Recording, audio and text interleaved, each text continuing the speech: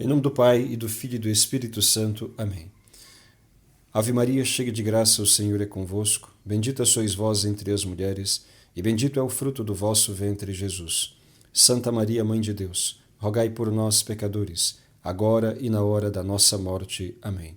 Nossa Senhora, Rainha dos Corações, rogai por nós. Em nome do Pai, e do Filho e do Espírito Santo. Amém.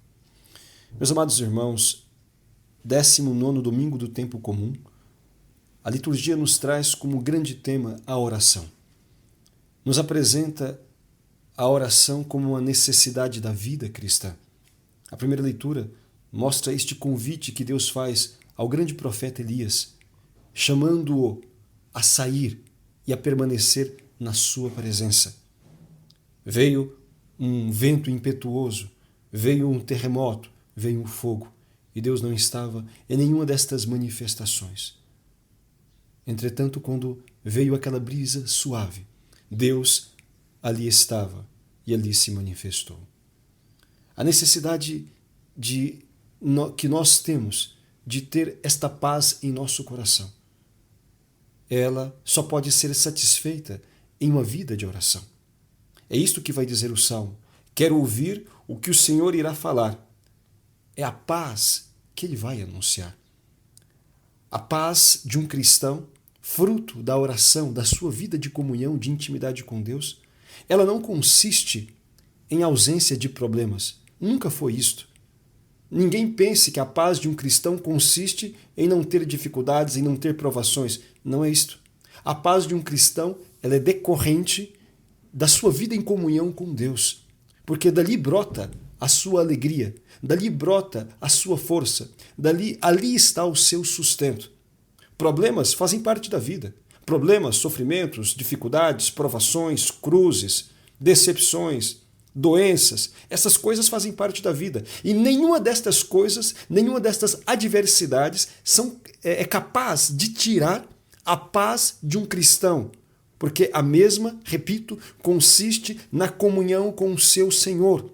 E nesta vida de oração se percebe isto com muito mais facilidade.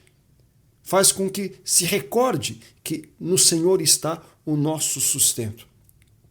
A oração, ela produz frutos em nossa alma, os quais nós não poderemos jamais experimentar, pelo menos não de maneira duradoura, senão seguirmos aquele conselho de nosso Senhor. São Paulo também repete: orai sem cessar. Temos que ter vida de oração. Orai sem cessar não significa, evidentemente, que nós temos que estar trancados no quarto rezando 24 horas ou mesmo na igreja rezando 24 horas. Não se trata disto. Se trata de ter vida em comunhão com Deus. Claro que é necessário separar momentos para estar com Deus. Como dizia lá a primeira leitura, momentos onde nós, longe da agitação, longe da balbúrdia toda, possamos nos recolher para falar com Deus e ouvir o que Ele irá nos dizer. É preciso recolher-se a algum momento no dia. É preciso separar algum momento ou alguns momentos de oração, especialmente de manhã e à noite. Mas é necessário recolher-se para rezar e viver nesta presença de Deus. Isto é a vida de contínua oração. Viver na presença do Senhor, sempre caminhando de acordo com os seus mandamentos. No Evangelho, vai nos narrar este grande exemplo de nosso Senhor, que após ter trabalhado na pregação, de ter ali, durante muitas horas seguidas, ensinado o povo, depois da multiplicação dos pães, ele envia os seus apóstolos para saírem daquela multidão e irem então descansar. Enquanto o próprio Jesus, depois que despede a multidão, vai para um monte orar. E ali fica durante horas. Chega a noite e ali está ele. Somente pelas 3 da madrugada é que ele vai ao encontro dos seus apóstolos. A oração, portanto, é uma virtude, é um hábito que precisa estar na vida de cada cristão. O próprio Senhor, ele nos dá o exemplo de como é necessário antecipar, acompanhar todas as nossas atitudes com a oração, ainda que seja uma breve oração, mas nós precisamos rezar. Precisamos colocar a nossa vida na presença de Deus, as nossas decisões na presença de Deus, as nossas dificuldades na presença de Deus, suplicando a Ele que se realize em nossa vida a sua vontade, que se realize em nossos caminhos a sua vontade, que nós não nos desviemos para caminhos tortuosos, que nós não nos deixemos enganar nem pelas nossas falsas percepções, nem pela sedução do inimigo e nem pela a atração das coisas do mundo, mas que a sua santíssima vontade prevaleça em nossa vida. A sua santíssima vontade faça-se de fato faça-se a regra da nossa caminhada. A oração, ela vai nos dar, portanto, esta paz. Vai nos dar esta paz, vai nos dar esta tranquilidade, porque vai nos fazer sempre perceber a grandeza do amor de Deus por nós, que é o fundamento, que é o sustento da nossa perseverança. A consciência de que Deus nos ama nos faz ir em frente, ainda que em meio a sofrimentos e dificuldades. A certeza de que Deus nos ama nos impulsiona a perseverar na observância, na obediência dos seus mandamentos. E depois, como outro fruto da oração, esta força para superar as dificuldades.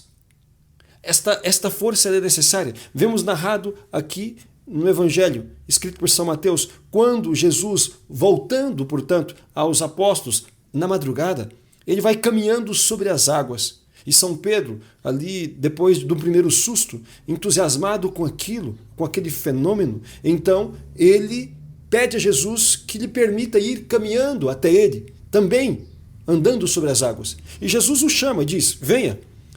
E ele vai caminhando. E de fato, ele vai indo até um determinado momento quando as ondas se agitam e ele então começa a afundar. Aqui podemos tirar várias lições. Primeiro, que todo dom vem de Deus.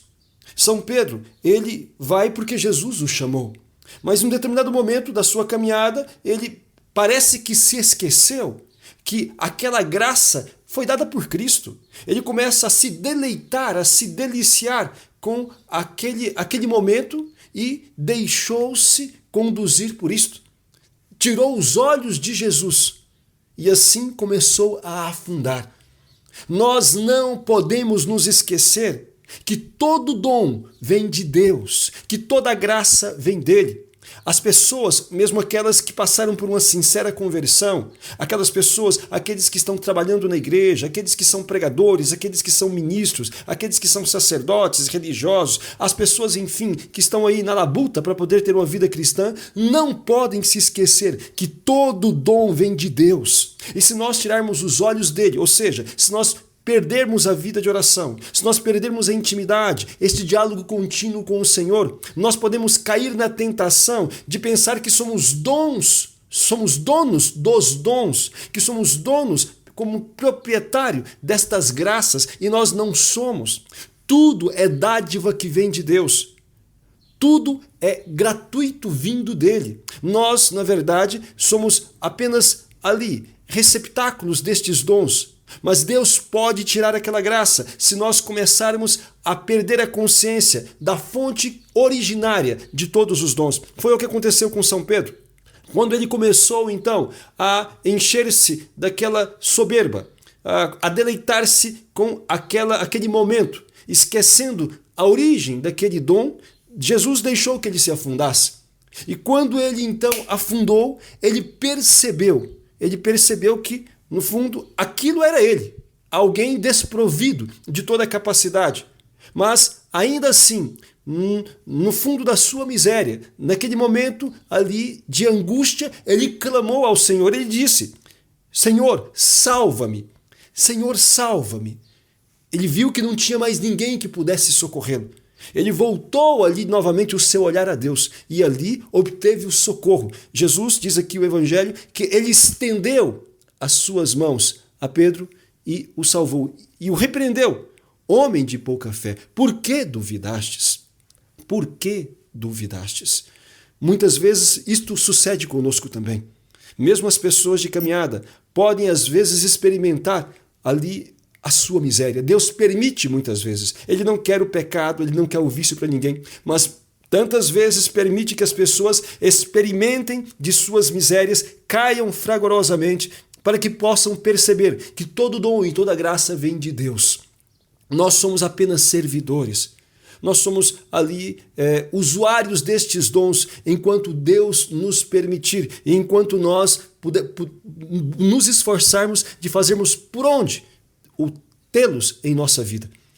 O Senhor às vezes permite isto para que nós não venhamos a nos perder pela soberba, para que nós não venhamos a nos perder pelo orgulho, para que nós possamos sentir necessidade dele e mesmo no fundo da nossa miséria, clamar o socorro que nos é necessário, a fim de que nós reconheçamos que ele é Deus e Senhor e que dele é que vem toda a graça e é dele que também vem nosso socorro. E ele não se negará a estender as mãos àqueles que sinceramente voltam de novo o seu olhar a ele, apesar de o terem abandonado, apesar de o terem traído, apesar de o terem deixado, apesar de terem usurpado dos seus dons, como que se ensoberbecendo por aquilo que receberam.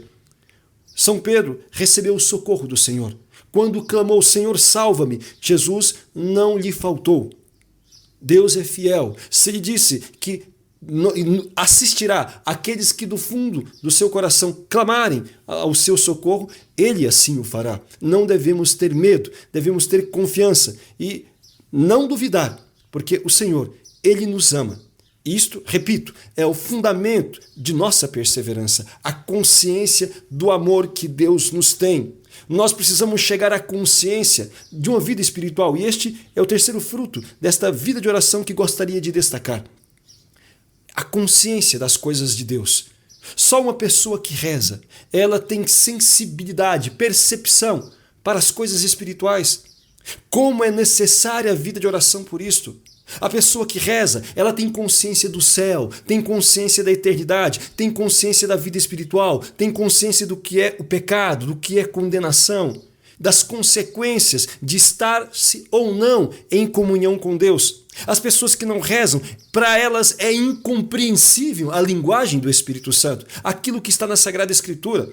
Para elas soa sempre como algo absurdo, algo pesado, algo não possível de se vivenciar aquilo que é a palavra de Deus. A pessoa mundana, ela tem Deus como concorrente. A pessoa mundana, ela tem a palavra de Deus como obstáculo, como uma pedra de tropeço, porque na verdade a palavra de Deus condena os hábitos mundanos, tal como vai dizer São Tiago. Adúlteros, não sabeis que amizade com o mundo é inimizade com Deus? Todo aquele que quer ser amigo do mundo torna-se inimigo de Deus.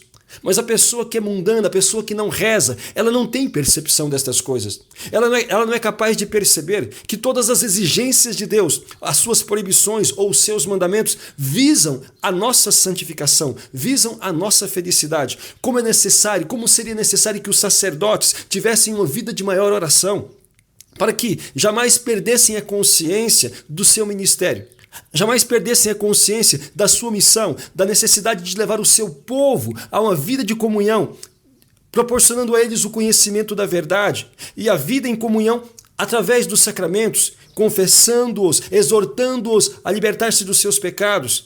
Muitas vezes o que vemos às vezes a empolgação com a construção de um templo ou a construção de um salão paroquial, ou então a simples movimentação. Muitos se dão por satisfeitos porque a igreja está cheia, mas não pensam que a imensa maioria está fora, uma vez que nem 5% dos católicos frequentam a Santa Missa.